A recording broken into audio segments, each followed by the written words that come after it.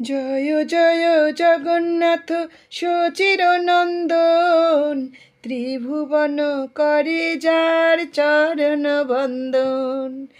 নীলাচলে শঙ্খ চক্র গদা পদ্মধর, নদিয়া নাগরে দণ্ড কমণ্ডুল কর। রাধে রাধে বন্ধুরা, সকলকে কৃষ্ণময় শুভেচ্ছা। আর একটা ব্লগ নিয়ে চলে এসেছি তোমাদের জন্য। আজকে আমি তোমাদেরকে দেখাবো জগন্নাথ দেবের এই যে গত 11ই জুন চলে গেল স্নানযাত্রা, আর ওই 11ই জুন থেকে 15 দিন পর্যন্ত জগন্নাথ দেব করবেন অসুস্থ লীলা বা জ্বর লীলা। এই সময় জগতের নাথ আমার কিচ্ছু গ্রহণ করবেন না, এই সময় উনি ফল আর পাচন গ্রহণ করবেন। তো আজকেও আমি সকাল সকাল জগন্নাথ দেবের জন্য পাচন তৈরি করব এবং ভগবানকে আমি নিবেদন করব। তো এই পাচনটা তৈরি করতে কি কি লাগে, কেমন করে করছি তোমরা দেখো। আর ভগবান এই পাচন গ্রহণ করে ধীরে ধীরে উনি সুস্থ হয়ে রথের দিন সকলকে দর্শন দেবেন কৃপা করে। আমরা সকলে অধীর আগ্রহে অপেক্ষা করব সেই রথের দিন পর্যন্ত। চলে এসেছি আমি পাচন বানাতে।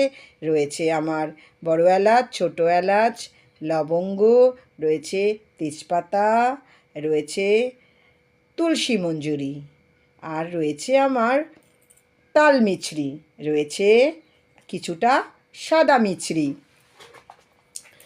তো সাদা মিছরি রয়েছে, আর রয়েছে গোলমরিচ, আর রয়েছে থেতো করা আদা। আরও একটা জিনিস রয়েছে বন্ধুরা, সেটা কিন্তু আমি শেষে যখন দেব তোমাদের বলবো, শেষ পর্যন্ত দেখতে থাকো। আমি জানি এই পাচনটা না শুধু জগন্নাথ দেবকে যে দেব তারই যে ভালো লাগবে তা না, এটা আমাদেরও একটা ভালো একটা প্রসাদ হবে।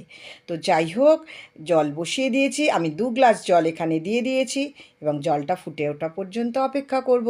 জল ফুটে উঠেছে, টকবক করে ফুটছে, আর এই জলটার মধ্যে আমি যা যা উপকরণগুলো রেখেছিলাম এবার এক এক করে সবটাই দিয়ে দেব। তোমরা দেখো, 2টো তেজপাতা দিয়ে দেব লবঙ্গ দিয়ে দেব, ছোটো এলাচ দিয়ে দেব, বড় এলাচ দিয়ে দেব, আদা থেতো করা দিয়ে দেব, তুলসী মঞ্জুরি দিয়ে দেব, আমি এর মধ্যে তাল মিছরি দিয়ে দেব, সাদা মিছরি। এইবারে আমি এইগুলোকে সবগুলোকে একসাথে অনেকক্ষণ ফোটাতে থাকবো, যতক্ষণ না এর রঙটা বদলে যায়। আর এরপরে আমি দেব এর মধ্যে সবশেষে মধু আর গোলমরিচ। মধু সর্দি কাশির জন্য খুবই উপকারী, আমরা সকলেই জানি। তো মধু দিয়ে দেব আর গোলমরিচও দিয়ে দিচ্ছি। এইবারে আমি এটাকে ছেঁকে নেব। তোমরা দেখো 2 গ্লাস জলটা কতটা কমে গেছে। তো পাচন তো আমার তৈরি হয়ে যাচ্ছে।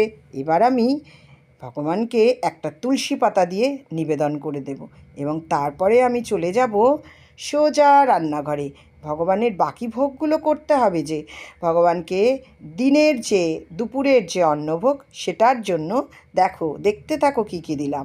আজকে আমি প্রথমেই বসিয়ে দিয়েছিলাম কাঁকরোল ভাজা, আর এই কাঁকরোলগুলো ভেজে নিয়ে আমি তুলে নেব এবং এরপরে আমি একটা কড়া বসিয়ে দেবো এদিকে, আর একটা বাটি বসিয়ে দেবো। দুধটাকে আমি ছানা করে নেব। এই যে কড়াটা বসিয়েছিলাম ওর মধ্যে দিয়ে দিলাম জিরে তেজপাতা ফোড়ন, আর এর মধ্যে আমি দিয়ে দেব রাধারানীর সবচেয়ে প্রিয় একটা সবজি গাঁটি কচু আর আলু। এই গাঁটি কচু আলুরটা আজকে আমি দম করব। তো গাঁটি কচু আলুর দমটা খুব সুন্দর হয়।